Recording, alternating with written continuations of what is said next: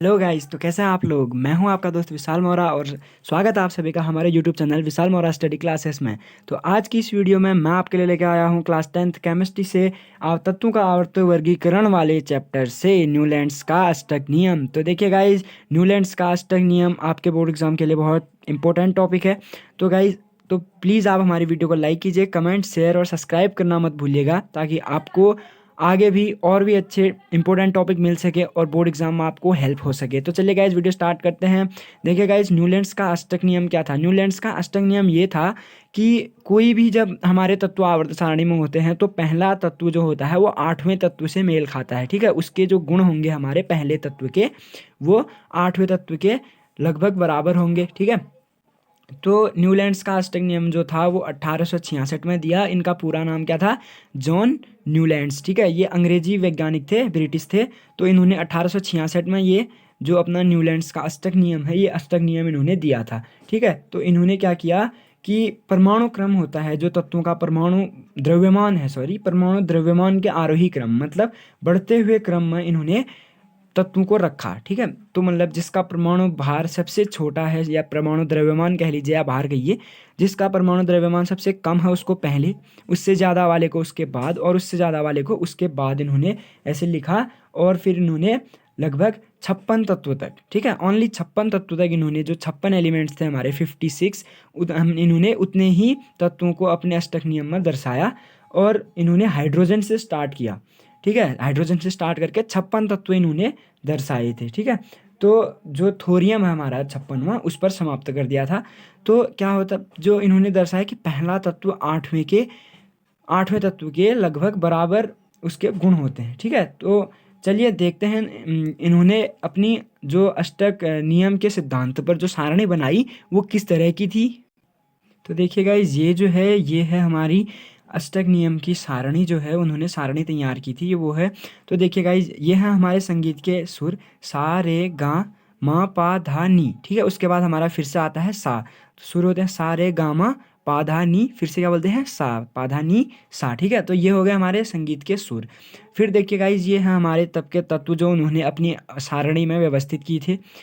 Hydrogen से start किया था, हाइड्रोजन, हीलियम, जैसे कि आपको पता है कि helium, neon, argon, krypton, xenon और रेडॉन, ये जो भी हैं हमारी गैस हैं, ये अक्रिय गैसें हैं। ठीक है, तो इनकी खोज बाद में हुई थी, बहुत लेट हुई थी, 1866 के बाद हुई। तो उन्होंने तब वो तत्व प्राप्त नहीं थे, ज्ञात नहीं किए गए थे, इसलिए इनकी सारणी में वो तत्व नहीं है। ठीक है, तो वो अक्रिय गैसें थी, वो बाद में मिली थी। ठीक है, तो इसलिए हीलियम इसमें नहीं है।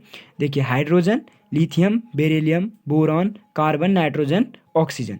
ऑक्सीजन हमारा 8वां। उसके बाद आता है हमारा ऑक्सीजन। फ्लोरीन जो है हमारा, ये देखिए फ्लोरीन, तो 8वें, ये है हमारे, ये 7वें पे आ रखा है अभी ऑक्सीजन हमारा। ये देखिए 1 2 3 4 5 6 7। ठीक है, और हमारा अष्टक नियम क्या कहता है? 8वें तत्व के गुणधर्म पहले तत्व से मेल खाते हैं। ठीक है, तो अभी 8वां कौन सा हमारा? फ्लोरीन हो गया। ठीक है, तो देखिए फ्लोरीन के गुणधर्म हमारे हाइड्रोजन से मिलेंगे। ठीक है, ये देखिए सारे जो सा के जो सारणी में जो भी हैं, इनके गुणधर्म आपस में मिलेंगे। अब देखिए फ्लोरीन के इसके गुणधर्म कैसे मिलते हैं।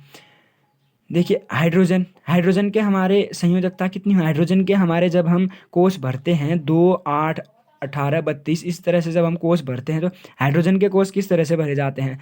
2 होता है पहले में, लेकिन हाइड्रोजन का परमाणु क्रमांक 1 है, तो हम हाइड्रोजन में केवल 1 ही भरेंगे। ठीक है, तो हाइड्रोजन की संयोजकता हो गई आपकी 1। ठीक है, हाइड्रोजन की संयोजकता आ गई 1। फिर है आपका फ्लोरीन। ठीक है, इसमें फ्लोरीन आ रहा है आपका कौन से नंबर पे? फ्लोरीन अभी है आपके जो 9वें उस पे है। ठीक है, फ्लोरीन 9वें पे है। तो फिर देखिए 2,8। ठीक है, 8 से भरते हैं, लेकिन क्या हो गया, अभी 9वें में है तो हमारा दूसरे में 8 2 तो 10 हो जाते हैं। तो पहले कोर्स में हम भरेंगे कितने, यहाँ पे देख लीजिए आप, जैसे कि हाइड्रोजन का पहला है। ठीक है, तो हाइड्रोजन का पहला है तो हम हाइड्रोजन में कितने भरेंगे? 1 ही तो भरेंगे हाइड्रोजन के। जब हम इसको 2 8 18 32 के फॉर्म में भरने वाले हैं तो 2 8 भरेंगे, लेकिन हमारे पास 2 भी नहीं है, तो 1 हो गई, इसकी संयोजकता 1 आ गई। फिर देखिए जो हमारे पास नीचे फ्लोरीन बचता है, फ्लोरीन कौन से नंबर पे आता है आपका? फ्लोरीन आता है 9वें नंबर पे। ठीक है, तो फ्लोरीन 9वें नंबर पे आता है, तो फिर हम भरेंगे 2 हो गए हमारे पास, 2 8 भर दिए, तो 8 भरने के कितने हो जाते हैं, 2 8 10 हो जाते हैं, तो हम यहाँ पे 8 नहीं भरेंगे, ठीक है, 8 नहीं भरेंगे। तो फिर हम क्या भरेंगे, 2 हो गए, हमको 9 बनाने हैं, तो कितने और चाहिए हमको, 7, 7 से काम चल जाएगा। तो देखिए इसको अपने 8 पूरे करने के लिए, जो 8 हैं, ये 7 को 8 बनाने के लिए आपको कितने चाहिए, 1 इलेक्ट्रॉन और चाहिए ना, 1 इलेक्ट्रॉन और चाहिए। तो इसकी संयोजकता भी कितनी हो गई, 1 हो गई। तो इसकी भी 1 है, इसकी भी संयोजकता 1 है। तो देखिए हाइड्रोजन और फ्लोरीन के लगभग गुण मिले, एक ये मिल गया आपका इसका, और ऐसे इसके बहुत सारे आपस में और भी मिलते हैं। और फिर उसके बाद आता आपका लिथियम, लिथियम के गुण इसी तरह से सोडियम से मिलते हैं, ठीक है। तो ये जो भी एक एक तत्व में है, लिथियम हो गया तीसरे नंबर पे है आपका, और सोडियम है 11वें नंबर पे। तो इसके देखिए लिथियम का जब आप बनाते हैं तो लिथियम है आपके तीसरे नंबर पे, ठीक है, लिथियम तीसरे नंबर पे है, तो इसका भरेंगे आप 2,1, ठीक है, 2,1 ले लिया आपने। फिर लिथियम के साथ आपका कौन सा, सोडियम है आपका लिथियम के साथ, ठीक है। तो आप सोडियम जब लेंगे, आपने लिया सोडियम, सोडियम आपका 11वें पर आता है। तो फिर क्या बनेंगे, 2 8, 8 और 2 10 हो गए, हमको चाहिए कितने, 11 चाहिए, तो 2 और 8 1, ठीक है। तो इसकी संयोजकता 1 हो गई, अंतिम कोष में इलेक्ट्रॉन 1 है, इसके भी अंतिम कोष में इलेक्ट्रॉन 1 है। तो इन दोनों की भी आपकी जो संयोजकता है और काफ़ी गुण हैं वो एक साथ मिल रहे हैं, ठीक है। तो इनके भी गुण एक साथ मिल गए। तो फिर गाइस क्या क्या बचता है, लेकिन जो हमारा अष्टक नियम था, अष्टक नियम आपका केवल कैल्शियम तक ही एक साथ काम करता है, ठीक है। एल्यूमिनियम, क्रोमियम जो है, सिलिकॉन, टाइटेनियम, ये है, ये क्रोमियम और टाइटेनियम में पहले वो जो क्रोमियम और टाइटेनियम है ये यहाँ पे आगे पीछे हैं, क्यों, क्योंकि इन्होंने इसको इनके परमाणु द्रव्यमान निकालने में कुछ अपवाद थे पहले, तो इसलिए ये आगे पीछे थे, ठीक है। तो फिर देखिए ये केवल मैग्नीशियम और कैल्शियम तक ही वर्क करता है, एल्यूमिनियम और क्रोमियम में नहीं करता है। देखिए क्योंकि क्रोमियम कौन से उस पर आता है, क्रोमियम आता है आपका 24वां, ठीक है, क्रोमियम है आपका 24वां और एल्यूमिनियम है आपका 13वां, ठीक है। तो क्रोमियम में देखिए आप 2 8 ओके, फिर देखिए 8 8 2 10 18, 18 और 6 24। तो इसमें देखिए 2 8 2 10 और ये 3, इसको पूरे करने के लिए कितने, इसको 6 को 8 बनाने के लिए हमें कितने और चाहिए, देखिए जहाँ पे 1 था हमारा, तो इसकी एक संयोजकता, इसलिए अब आप कहेंगे कि इसको भी तो 7 चाहिए, तो अगर 7 हो जाते तो इसका कोष पूरा हो जाता। तो गाइस देखिए लास्ट जो इनका अंतिम कोष होता है, अंतिम कोष से आपको जितने इलेक्ट्रॉन त्यागने में आसानी होती है या लेने में आसानी होती है उतनी संयोजकता होती है। तो ये अगर ये 7 इलेक्ट्रॉन लेता है तो इसको इसकी जो चार्ज, इसमें जो चार्ज है वो इसकी बहुत ज़्यादा ऊर्जा व्यय हो जाएगी, ठीक है, वो चार्ज बहुत ज़्यादा लॉस करना पड़ेगा, इसलिए 1 इलेक्ट्रॉन किसी को दे देगा, तो इसकी संयोजकता 1 होगी। और देखिए इसको चाहिए 2 चाहिए हमको, ठीक है, 8 करने के लिए प्लस 2 चाहिए हमको।